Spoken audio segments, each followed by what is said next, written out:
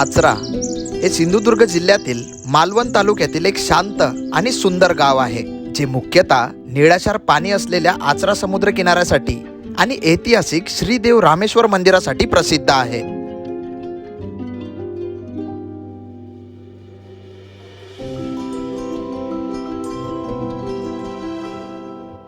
स्वच्छ निळाशार पाणी, पांढरे शुभ्र वाळू, नारळ पोपडीच्या बागा, 650 एकरमध्ये पसरलेलं कांदळवनाचं सुंदर नजारे आणि शांत वातावरण यांसाठी पर्यटकांना हे ठिकाण खूप आवडते.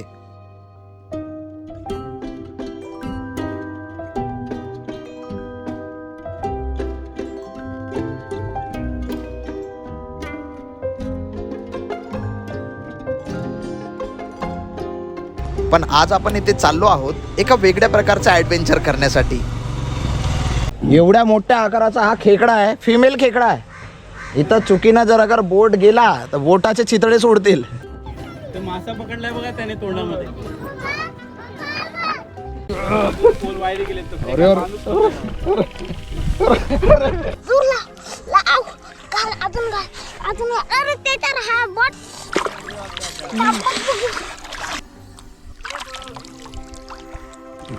होप करतो आपल्या नशिबात हा शिंपला बाहेर येऊ शकते. ओ पण हे तर कडक कडक शेल आहे, याच्या अंदर राहते का शिंपला? अरे अरे भाऊ चहा नको बनवू भाऊ, चहा नको बनवू. गुड मॉर्निंग मित्रांनो, कसे आहात? मजेत ना? स्वागत आहे तुम्हा सर्वांचं पुन्हा एकदा कोकण सिरीजच्या एका नवीन भागामध्ये. आणि मी तुमचा होस्ट प्रशिल अंबादे. तर मित्रांनो, आज आपण चाललो आपल्या स्वप्न पूर्ण करण्यासाठी. आपले 2 स्वप्न होते, समुद्र किनाऱ्यावर टेंट टाकून राहायचं आणि एक आयलँड, चारही बाजूनं समुद्रानं वेढलेला निळ्या पाण्याच्या मधात एक आयलँड असेल जिथं आपल्याला थांबायचं होतं, एक रात्र काढायची होती. याचाच बेस्ट अनुभव घेण्यासाठी आज आपण आता चाललो एका जागेवर, ज्या जागेवर हे दोनही स्वप्न पूर्ण होणार. जांभळूल आयलँड हे कोकणातील आचरा येथील एक सुंदर आणि निसर्गरम्य आयलँड आहे. चारही बाजूने निळ्या पाण्याने वेढलेल्या या आयलँडची विशेषता म्हणजे येथील नैसर्गिक सुंदरता. 650 एकरमध्ये पसरलेलं कांदळवन फॉरेस्ट आणि बरेच काही. आपल्या आजच्या व्हिडिओमध्ये आपण एक्सप्लोर करणार आहोत तोच सुंदर आयलँड जो चारही बाजूने पाण्याने वेढलेला आहे. त्याचप्रमाणे या आयलँडवर राहणारे लोक कशा पद्धतीने खेकड्यांची शेती करतात हे सुद्धा आपल्याला जवळून पाहायला मिळणार.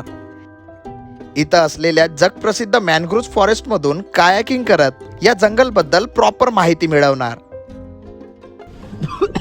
आणि इथल्या एका हिडन समुद्र किनाऱ्यावर सर्व्हाइव्ह करून रात्री जेवण बनवून आपण तिथेच रात्र काढणार. दिसतो लागला. ज्या हॉटेलमध्ये आपण थांबलो तिथं काही गेस्ट लोक थांबले होते काल रात्री, आणि या जागेवरचा छोट्या मुलीकडून ती गाडी पडली आणि या जागेवरचं हे तुटलं. आता गाडी बघा कशी टकली टकली दिसत आहे, एकदम टकला झाल्यासारखी. याच गाडीवर थोडासा प्रवास करायचा आहे. 2 दिवसात याला रिपेअर करू आपण. निशाणी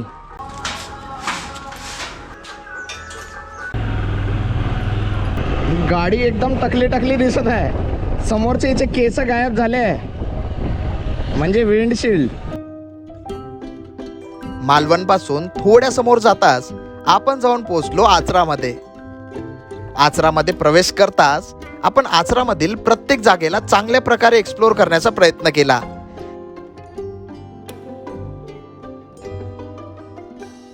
हा मेन हायवे आहे. इथं एक आपल्याला कमान दिसते. या मेन हायवेच्या जस्ट बाजूलाच आपल्याला ही सुंदर जागा पाहायला भेटते. ओझर मालवणमध्ये असलेली ब्रह्मानंद स्वामींची समाधी एका नैसर्गिक गुहेत असून ही जागा शांत वातावरणासाठी प्रसिद्ध आहे. स्वच्छ पाण्याचा एक टाका आहे इथं आणि मच्छी आहे एक नंबर. एकदम निळं पाणी आहे. आपण हळूहळू बोलतो कारण या जागेवर शांतता आहे. तर आपण इथं शांतता भंग नाही करू, ते शांतता बनवून राहिली पाहिजे. या गुफेची विशेषता म्हणजे ही एक जुनी नैसर्गिक गुफा असून सिंधुदुर्ग किल्ल्यावर असलेल्या भुयारी मार्गाचा शेवट या गुफेत येऊन मिळते, असे इथले स्थानिक व्यक्ती आपल्याला सांगतात. हे डोंगरातून पाणी येत आहे का दादा? जरा दे का कुठून येतं सर? तिथं काय जमिनी खालतो तिथं. अच्छा, स्वच्छ आहे पण पाणी. समुद्र किनाऱ्यावर आपल्याला एक दिवस टेंट टाकून राहायचा होता आणि एखाद्या आयलँडवर म्हणजे चारही बाजूनं समुद्राच्या पाण्यानं वेढलेला एक आयलँड असेल त्याच्यावर आपल्याला राहायचं होतं. हे 2 मेन स्वप्न होते आपल्या कोकण सिरीजमध्ये आणि हे दोन्ही स्वप्न एकाच जागेवर पूर्ण होणार आहेत. जांभळूण या गावामध्ये. जांभळूण या गावामध्ये एक मधात बेट आहे, सिक्रेट आयलँड आहे. त्याच जागेवर आता आपण चाकलो.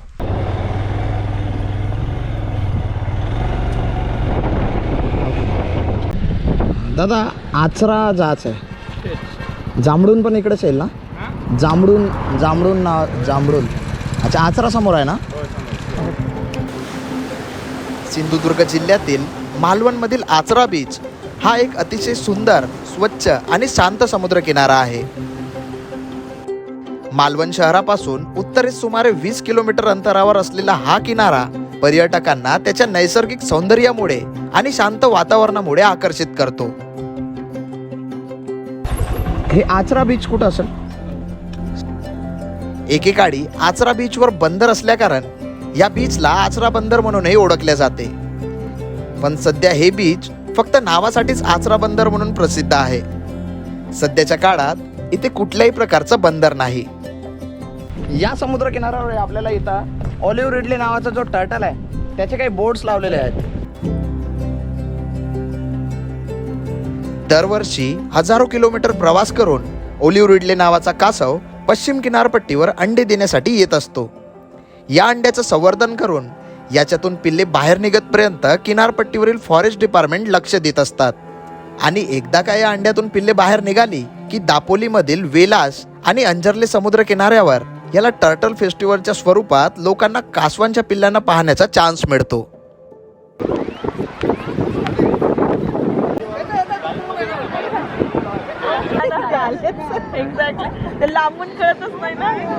जे ऑलिव्ह रिडले नावाचे टर्टल आहे हे फक्त वेडास समुद्र किनाऱ्यावरच येत असतील किंवा अंजर्ले टर्टल फेस्टिवल त्याच ठिकाणी येत असतील.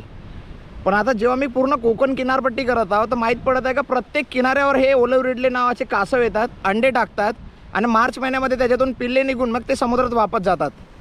फक्त फेमस असलेला कमर्शियल जे टर्टल फेस्टिवल केलं जाते ते वेडासमध्ये केलं जाते आणि म्हणून वेडास आणि अंजर्ले हे 2 फेमस आहेत. पण बाकी ठिकाणी कमर्शियल नाही करत. कमर्शियल म्हणजे कोणी ऑर्गनाईज नाही करत टर्टल फेस्टिवल म्हणून. ते अंडे आले त्याच्यातून पिल्ले बाहेर आले का डायरेक्ट बाहेर पाठवतात. मालवणमध्ये स्थित असलेला आचरा समुद्र किनारा 9 किलोमीटर लांब असून या किनाऱ्याची सुरुवात तोंडवली तळाशील संगमापासून होऊन याचा शेवट आचरा बीचवर होतो. जर आपल्याला निळाशार समुद्रात मित्रांसोबत तसेच फॅमिली बरोबर एकांतात वेळ घालवायचा असेल तर आचरा बीच हा एक उत्तम पर्याय आहे. टोटल 9 किलोमीटरची समुद्र किनारपट्टी आहे ज्याच्यावर आपल्याला 3 बीचेस पाहायला भेटते. त्याच्यामध्ये आचरा बीच, वांगणी बीच आणि एक अजून तिकडे आहे बीच. असे 3 बीचेस आहे. पण वेगवेगळ्या गावातून या बीचेसवर जाता येते म्हणून याला 3 वेगवेगळे नाव दिले. पण हे आचरा बीचच 9 किलोमीटरची किनारपट्टी आहे. आचरा गावातील सर्वात प्रसिद्ध जागा म्हणजे इनामदार श्री देव रामेश्वर मंदिर. सुमारे 1200 वर्षाहून अधिक प्राचीन असलेला जागृत व ऐतिहासिक महत्व असलेला हे शिव मंदिर आचरा गावामध्ये स्थित आहे. काका हे रामेश्वर मंदिर कुठे आहे? रामेश्वर असाच सरळ जायचा. हां सरळ आता तिटा भेटणार. हां तिथून पुढे गाडी न्यायची असेल ना तिथून पुढे कोणाला विचारलं तरी सांगणार ती. तिथून सरळच जायचं. हां.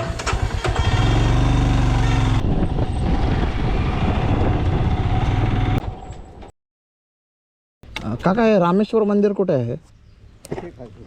2-3 मिनिटातच जाणार पुढे. ओके. लेफ्ट मारायचं सरळ रामेश्वर. ठीक आहे.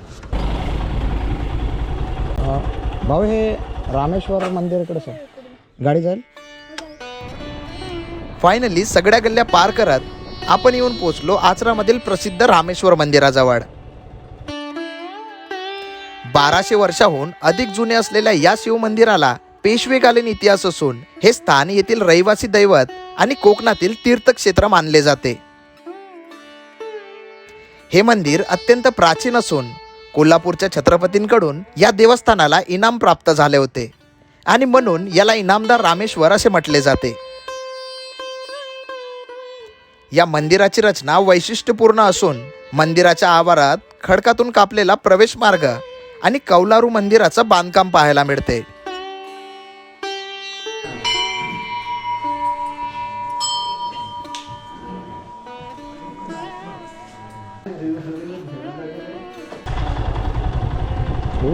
श्रीदेव रामेश्वर मंदिराच्या जवळच प्रसिद्ध नागझरी मंदिर पाहायला मिळते. इथं पायऱ्यासारखा काहीतरी कन्स्ट्रक्शन आहे, रस्ता आहे हा. आचरा येथील नागझरी हे कोकणातील एक निसर्गरम्य आणि आध्यात्मिक ठिकाण आहे. येथील मुख्य आकर्षण म्हणजे नैसर्गिक पाण्याचे झरे, ज्याला येथील स्थानिक व्यक्ती नॅचरल स्विमिंग पूल सुद्धा म्हणतात.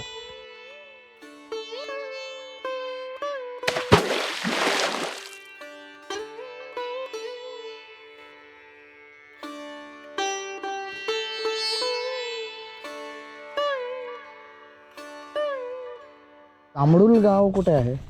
जामडूल गाव तुला ब्रिजच्या जवळ आहे. नाही हा तुला कसा आता असा जायचा आहे, हा इथे डायरेक्ट तू गेला असतास अच्छा. बाजारातून. हा. बाजारात गाडी चालवता येणार नाही तुला. अच्छा, राईट राईट. थोडे तिटा सोडला इकडे यायचं, लक्षात घे तुला त्या साईडला जायचं नाहीये. Okay okay. थोडं शाळेच्या पुढे तर पहिला तुला राईट भेटणार, त्या राईटने खाली उतरायचं आणि पुढे उतरलास करून काय एक बाजाराला पुन्हा आला लेप, आपलं लेप पकडायचा. Okay okay. सरळ जायचं, तुला तिथे ग्रामपंचायत मिळणार. म्हणजे इथनं जवळ 3 ते 4 किलोमीटर अंतर आहे. फायनली सगळे रस्ते पार करत आपण जाऊन पोहोचलो आपल्या मेन टार्गेट जवळ, एका हिडन आयलँडवर.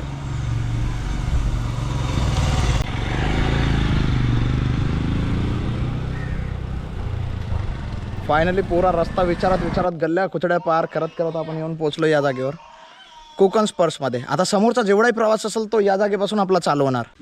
नमस्कार नमस्कार. जामडूल आयलँड हे सिंधुदुर्ग जिल्ह्यातील आचरा गावाजवळील एक शांत आणि निसर्गरम्य बेट आहे. चारही बाजूने निळाशार पाण्याने वेढलेला आणि हजारो नारळांच्या झाडांमध्ये 20-25 लपलेल्या घरांचं हे एक सुंदर बेट आहे. हे ठिकाण कोकणातील निवांत सुट्टींसाठी तसेच कांदळवन सफारीसाठी प्रसिद्ध आहे. या सगळ्या गोष्टी चांगल्याने एक्सप्लोर करता याव्या म्हणून आपण येऊन पोहोचलो जामडूल बेटावर असलेल्या कोकण स्पर्श कांदळवन सफारीमध्ये. यार याच्या आजूबाजूचं पाणी तर पहा. ज्या बेटवर आपण आहोत पूर्ण निळं पाणी आहे, निळं पाणी. कचरा नाही, गंदगी नाही, एकदम स्वच्छ पाणी, स्वच्छ किनारा. सो आज आपण पहिलं आता हाय टाईड चालू झाली आहे, थोड्या अर्ध्या पाऊण तासाने पाण्याची लेवल व्यवस्थित होऊन जाईल. मग आपण बोट सफारी आणि कायाकिंग करूया. आपली जी जागा आहे या जागेच्या आसपडोस अजून काही अशा जागा आहे का जे आपण एक्सप्लोअर करू शकतो? तुम्ही जिथे आहेत तर पहिली गोष्ट म्हणजे त्याचा USP जी आहे तो तुम्ही एका बेटावरती आहे. हा आयलंड आहे, चारी बाजूने खारं पाणी आहे. चारी बाजूने खारं पाणी असल्यावरती तर सुद्धा इथल्या ज्या विहिरी आहेत त्यांना गोडं पाणी आहे. आपला जो गाव आहे आचरा गाव, आचरा गावामध्ये भरपूर असं वैशिष्ट्य आहेत. म्हणजे पहिली गोष्ट म्हणजे आपला श्रीदेव रामेश्वर मंदिर, काही लोकेशन्स आहेत जसे की नागझरी म्हणजे नॅचरल स्विमिंग पूल आपण त्याला बोलतो. त्याच्यानंतर आचरा बीच समुद्रकिनारा तो खूप छान आहे. म्हणजे आपण मँग्रोव्ह सफारी करणार आहे तर लार्जेस्ट मँग्रोव्ह फॉरेस्ट आपलं इथे आहे. अश्मयुगीन जी शिल्प आहेत ती पण तिकडे आहेत. म्हणजे बऱ्यापैकी बहुत साऱ्या जागा आहे. चालेल चालेल. एवढ्या दिवसापासून आपण कोकण फिरून राहिलो, म्हणजे एवढे सगळे स्पॉट कव्हर केल्यानंतर प्रॉपर कोकणी घरामध्ये आहो, कोकणी फूड खातो. यांच्या खाद्यपदार्थामध्ये फिश बहुत जास्त प्रमाणात राहते. तसं व्हेजही राहते पण नॉनव्हेजमध्ये फिश खाल्ले जाते. आता आपण चाललो आहो कायाकिंग करण्यासाठी. या जागेवरची सगळ्यात पहिली ॲक्टिव्हिटी आहे कायाकिंग. पण ही साधी प्रकारची कायाकिंग नसून एका वेगळ्या प्रकारची कायाकिंग राहणार होती. हे दिसतंय पाण्याच्या मधात, हे मधामधात आयलँड सारखं दिसत आहे. निळ्या पाण्यानं घेरलेले हिरव्या रंगाचे आयलँड हे मॅनग्रोव्ज आहेत.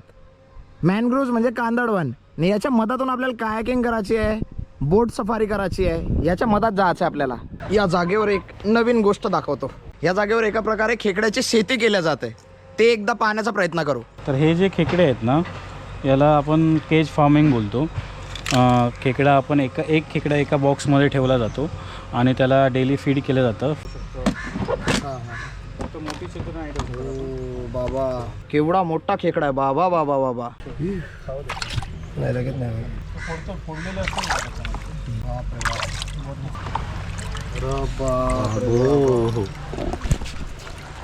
हा नर खेकडा आहे, मेल खेकडा ट्रँगल दिसतोय तो. तुम्हाला मी फिमेल पण दाखवतो. हा ग्रीन खेकडा, याला सायंटिफिक याचं नाव आहे सीझा सेराटा. हा सगळ्यात मोठा खेकडा होतो, किंग कॅप ज्याला म्हणतो. खाडीमध्ये किंवा समुद्रामध्ये सगळ्यात मोठा वाढणारा खेकडा हा 2.5-3 किलोपर्यंत हा खेकडा वाढतो. ते आमची फार्मिंग आहे, त्या फार्मिंगमध्ये बॉक्सची कपॅसिटीप्रमाणे हा 1200-1300 ग्रॅमपर्यंत वाढतो. तुम्हाला मी अजून फिमेल दाखवतो, हारणार आहे. एक फिमेल खेकडा दाखवतो. अरे बाप रे भाई, फिमेल आहे. कावा आहे हा, साईज आहे का कावा आहे? हा फिमेल खेकडा 900-950 ग्रॅम आहे किंवा 1 किलो होईल पूर्ण. कलरफुल आहे. एवढा साईज जर मेल असताना आता तो जवळजवळ 1600-1700 ग्रॅम ग्रॅम झाला. कारण मेलचे नांग्या जे असतात त्याला दाखव. मगाशी तुम्ही तो मेल बघितला, त्याचे नांगे बघायचे, क्लॉज बघा आणि याचे क्लॉज बघा आणि याचं शेर बघा. याचं शेर किती मोठं आहे आणि त्याचं शेल बघा. त्याचं शेल छोटं असतं. एवढं जर शेल असेल ना, त्याचे नांगे पण त्याच्या दुप्पटीने मोठे असतात. आणि फिमेल मेलपेक्षा खूप ॲग्रेसिव्ह असते खेकड्याची बाबतीत. एवढ्या मोठ्या आकाराचा हा खेकडा आहे, फिमेल खेकडा आहे. इथं चुकीनं जर अगर बोट गेला तर बोटाचे चितळे सोडतील.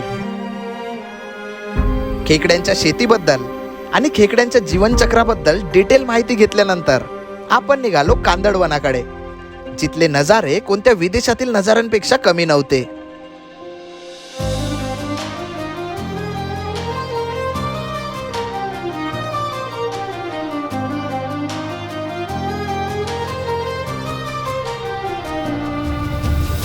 ते पाण्याच्या मधात आयलँड दिसत आहे, मॅनग्रोव्हचे आयलँड. मॅनग्रोव्हलाच कांदळवन म्हटलं जातं. तिथं आहे, त्याला एकदम जवळून जाऊन पाहायचा प्रयत्न करू.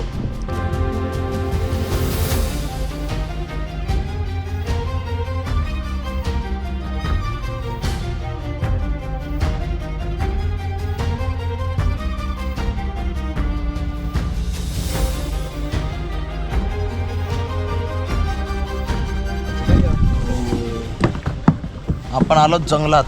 कायाकिंगचा एकच फायदा आहे, जसं बोट सफारीमध्ये लोक आता जी ही बाहेरची लेन आहेत त्याच्यातून मोठ्या बोट फिरतात, असं आतमध्ये येता येत नाही. किंवा तुम्ही असं जवळून त्याला झाडाला, आता बघा मी झाडाला स्पर्श करू शकतो किंवा त्याच्या पानांना स्पर्श करू शकतो. इथे जर काय असेल तर आपण जवळून बघू शकतो. या मॅनग्रोव्हमध्ये आपण 1 नंबर कायाक केला. आजूबाजूचा निसर्ग हा पाहण्यासारखा होता. त्या मॅनग्रोव्हवर काहीतरी अशा काड्या किंवा फळसारखं होतं, ते आपण तिथं जाऊन पाहू एक्झॅक्ट काय. आता ते बघण्यासाठी आपल्याला जायचं आहे सफारीमध्ये. 650 एकरमध्ये पसरलेल्या कांदळवनाला जवळून पाहून मनसोक्त कायाकिंग केल्यानंतर याच कांदळवनाबद्दल डिटेल माहिती मिळवण्यासाठी आपण निघालो कांदळवन बोट सफारी करण्यासाठी, जिथे आपल्याला काही हैराण करणाऱ्या माहिती मिळाल्या.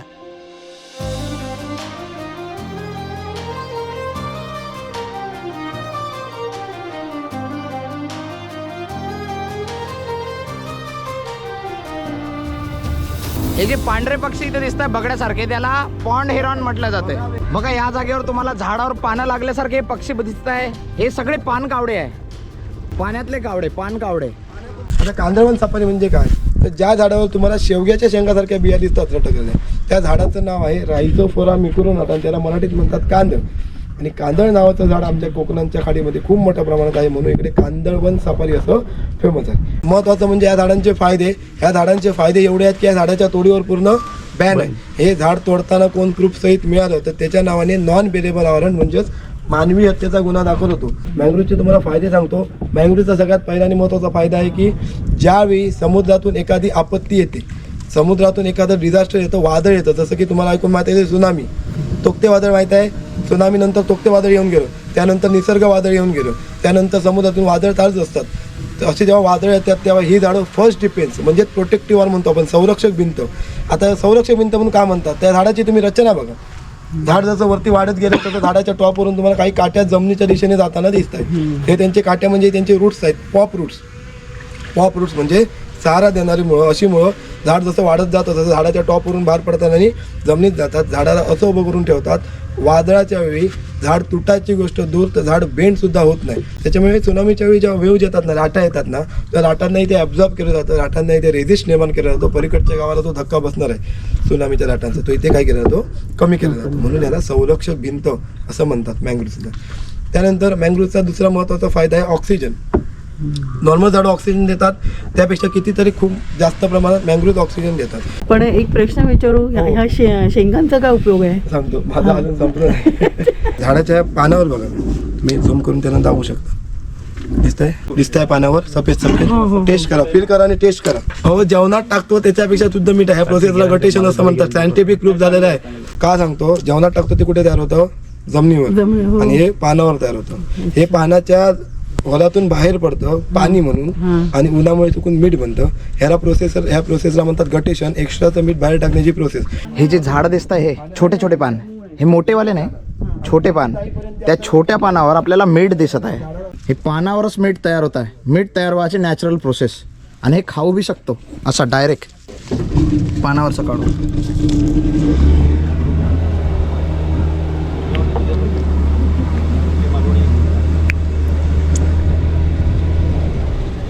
खारट आहे, कडू बी आहे. संपूर्ण कांदळवनाची सफारी करून आणि कांदळवनाबद्दल नवनवीन माहिती जमा करून आता आपण चाललो होतो या आयलँडवर एका नवीन प्रकारचा ॲडव्हेंचर अनुभवण्यासाठी. आपण कांदळवनाची सफारी करून आलो न. सफारी करून आल्यावर बाजूला दलदलीमध्ये शिंपले काढत आहेत. याला आपण जवळून कॅप्चर करायचा प्रयत्न करू. कसं माहित पडतंय का याच दलदलमध्ये याच जागेवर आहे ते शिंपला? अच्छा, हे जे टिंब. हां ठीक आहे. त्याच्यामध्ये हे लोक असं हे आपलं नारळाचं जे पान असतं त्याचं हिरूक बोलतो आपण त्याला. हिरूक. हां, पाण्याची मधली जी वेन असते ती ही आहे नारळाच्या पानाची. हे तसं टाकतात आणि तो जो शिंपला आहे तो त्या काडीला पकडतो आतमधून आणि हे खेचून बघतात. जर ते घट्ट लागला तर तिथे तो शिंपला आहे ते एकदा त्याने पकडला की असं असं असं असं असं वरती वळतात. कारण तो मातीचा भाग पूर्णपणे येतो माझ्या हात आणि मग असं तो हात घालून शिंपला काढला जातो. या कोकण ट्रिपच्या निमित्ताने आज आपल्याला चिखलातून शिंपले कसे पकडले जातात याचा एक उत्तम डेमो आपल्याला इथे पाहायला मिळाला. होप करतो आपल्या नशिबात हा शिंपला बाहेर येऊ शकते. हे कावं, हे कडक कडक लागत आहे. हे सोय का? हां हां, काढा काढा, तेच असणार. ओ पण हे तर कडक कडक शेल आहे. याच्या अंदर राहते का शिंपला? त्याच्या आतमध्ये जायचं. अच्छा, हे बघा, हे जे मांस आहे हा हा, ते आपण नंतर शिजवून खातो. ओके.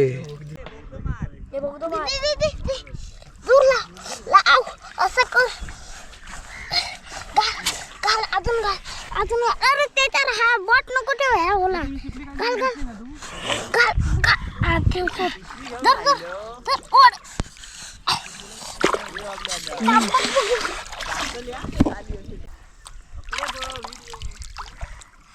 वा वा पुरा वा. कसं वाटतं हे असं पकडून? मस्त मस्त. आता आपण पटकन जाऊ कॅम्पिंगसाठी.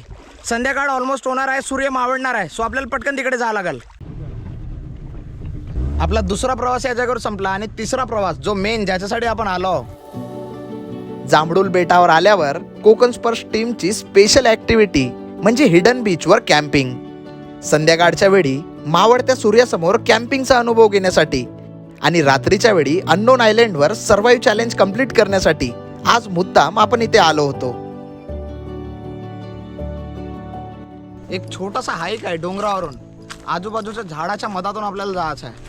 आता आपण चढतोय, ती घाटी आहे. जर आपण प्रॉपरली चाललो तर 6 ते 7 मिनटं लागतात. एकदम छोटा ट्रेक आहे, मॉडरेट लेवलचा. या कॅम्पिंगची विशेषता म्हणजे 7 मिनिटाच्या छोट्याशा पायवाटेवर आपल्याला अनेक प्रकारची रानमेव्याची झाडे पाहायला मिळत होती, ज्यामध्ये करवंद, लाल पिवळे बोरं आणि बरेच प्रकारची झाडे पाहायला मिळत होती. या जागेवर बहुत सारे झाड आहे, ज्याच्यापैकी आपल्याला या जागेवर सगळ्यात जास्त करवंदाची झाडं दिसत आहे. हे बघा, हे जे झाड दिसतं हे काटेरी, हे त्याला असं छोटी छोटी फळं असतात. आपले जे हिरवे वाटाणे असतात त्याच साईजचे, त्याला तीरफळं, ठीक आहे, तीरफळं आपण बोलतो मालवणी भाषेमध्ये. माशाच्या कालवण्यामध्ये एक त्याला फ्रॅग्रन्स त्याचा उतरतो. आता एक सुगंध येतो तुम्हाला. कच्ची करवंद आहेत, ही तुम्ही अशी पण कच्ची खाऊ शकता, चांगली लागतं. झाडावर लागलेला कच्चा करवंद खाल्ल्यानंतरची रिॲक्शन ही पाहण्यासारखी होती. लागेल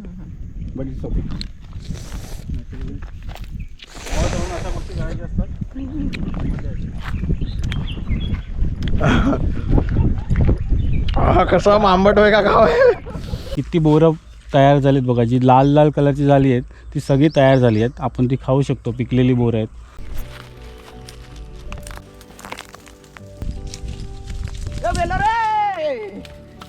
वा वा वा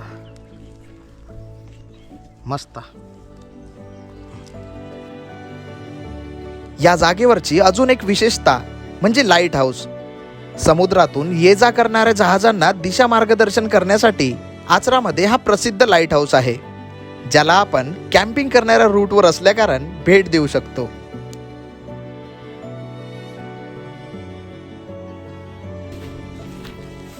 लाईट हाऊस जवळ पोहोचून आपण लाईट हाऊसच्या आतमध्ये व्हिजिट करू शकतो, जिथून लाईट हाऊसच्या टॉपवरून आजूबाजूचा संपूर्ण प्रदेश पाहायला मिळतो.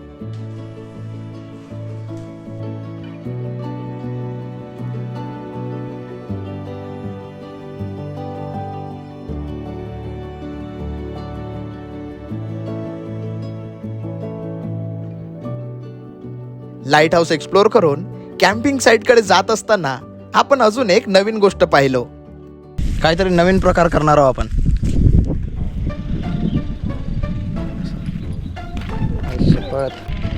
कसं असं डोकं लावू का पहिले. या प्रोसेस नंतर आपल्याला समजलं की गावातले लोक किती जास्त मजबूत राहतात.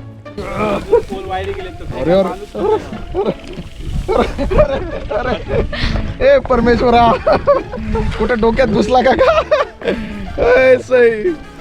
मरते मरते मरते. याचा बॅलेन्सिंग करणं थोडंसं टफ काम दिसतंय. वा, हे तुम्हाला त्या आपण आलो त्या घाटीवरून घेऊन जायचं. तेवढ्या दूर बापरे, जिथून आलो तिथं घेऊन जायचं आहे. टफ काम आहे पण आपण जाऊ. आपण जाऊ म्हणजे आपण रिटर्न जाऊ. आपण रिटर्न पे मरते घेऊ मरते. अरे वा, माफ कर रे भाऊ. मजा आली. हळूहळू सूर्य मावळण्यावर आला होता आणि फायनली ज्या नजाऱ्याची आपल्याला तलाश होती तो नजारा आपल्याला पाहायला मिळाला.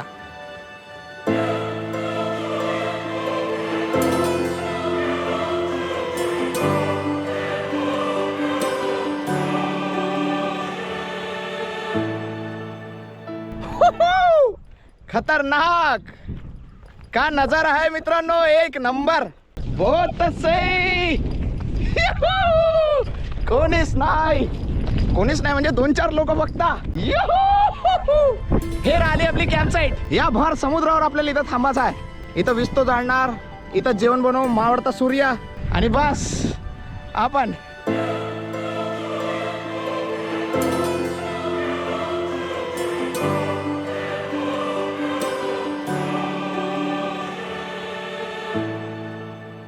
ऑलमोस्ट सूर्य मावळत चालला आहे. निळा समुद्र आहे एकदम.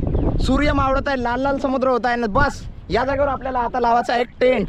इथं टेंट लावणं, रात्रभर आपण इथंच थांबणार आहोत.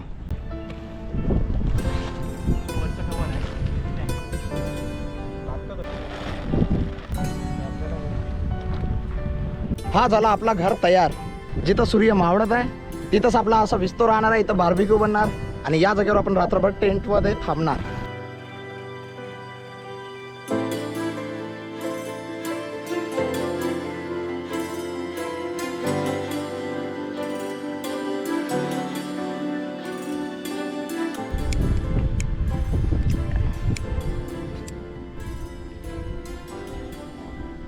आता विस्तो पेटण्याची आपण वाट पाहू. एकदा का विस्तो भडकला का रात्रीचा रंगीन माहोल बनणार या जागेवर.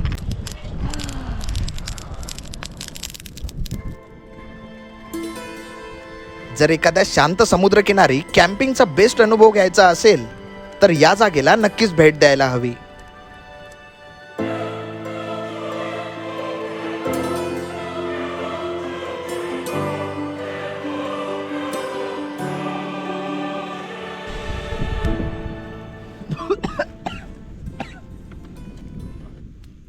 डोळे फुटून बाहेर निघते का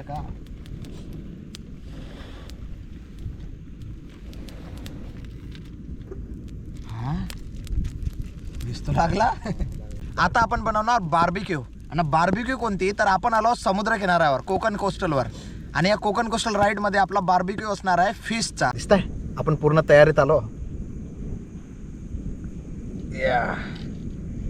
आपण असं विस्त्यावर शेक देणार आणि मग थोड्या थोड्या वेळात आपल्याला बस असं गोल गोल गोल गोल घुमवायचं आहे. वा वा वा, क्या बात आहे. फुल रसीला दिसत आहे हा. मोचली खाबो, मोचली खाबो, मोचली. हा हा हा, टेस्टचं बद्दल काय टेन्शन घेऊ नका. एक नंबर. आणि अशा प्रकारे आपल्या जीवनातील अजून एक स्वप्न सक्सेसफुली पूर्ण झाला.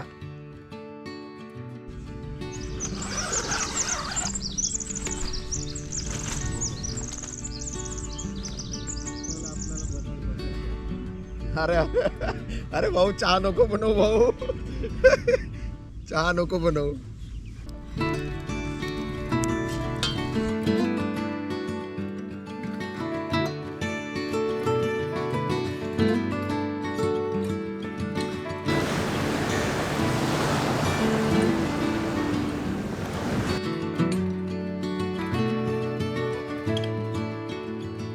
काल रात्री आपल्यासोबतच इथं गावातले काही लोक पण आलेत. ते लोक पण एन्जॉय करण्यासाठी या जागेवर निसर्गाचा आनंद घेण्यासाठी आले. काल एकच टेंट होता आपला जेव्हा पिच केलं होतं. आता या सुंदर निसर्गामध्ये 4 सेम कलरचे टेंट.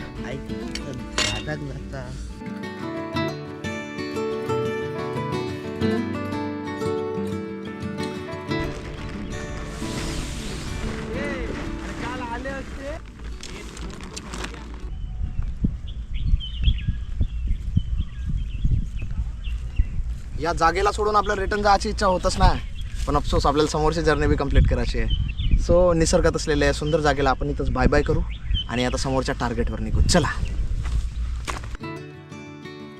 एकनाथ भाऊ हा जांभळूल बेटावर राहणारा स्थानिक व्यक्ती असून स्वतःचं गाव सोडून जॉबसाठी शहरात न जाता कोकणातील संस्कृतीचा वारसा पुढे वाढवता यावा म्हणून गावाला लाभलेला समुद्रकिनाऱ्याचा फायदा घेत इथे अनेक प्रकारचे ॲक्टिव्हिटी सुरू केल्या आहेत, ज्यामध्ये कांदळवनाची सफारी आणि कांदळवन कायाकिंग करून लोकांना कांदळवनाबद्दल संपूर्ण माहिती देण्याचं काम करत आहे. त्याचप्रमाणे खेकड्यांची शेती करून एक इन्कम सोर्स तयार केला आहे आणि लोकांना समुद्रकिनारी कॅम्पिंग करून गावातील तरुणांसाठी एक रोजगार निर्माण केला आहे. येणाऱ्या काळात कोकणातील तरुण शहरात न जाता अशाच पद्धतीचे रोजगार गावात निर्माण केले तर गावाचा विकास आणि कोकणाची संस्कृती नक्कीच जपली जाणार.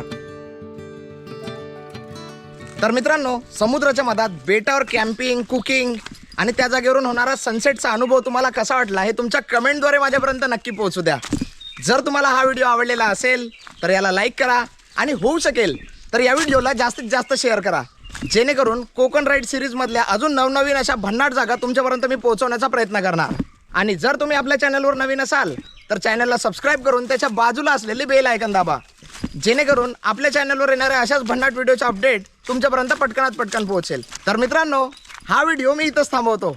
भेटूया पटकनच कोकण राईड सिरीजच्या एका नवीन भागात नवीन ॲडव्हेंचर सोबत. तोपर्यंत टाटा, बाय बाय.